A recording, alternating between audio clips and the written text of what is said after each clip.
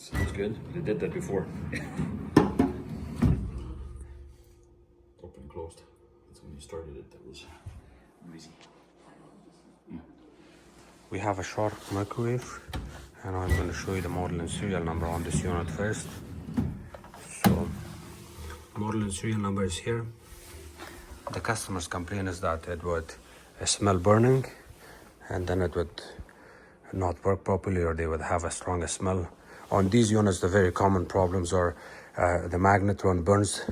The magnetron antenna burns down over time, and you have to replace it. But anytime you want to replace that, Sharp manufacturer recommends you replacement of the diode, transformer, and magnetron at the same time.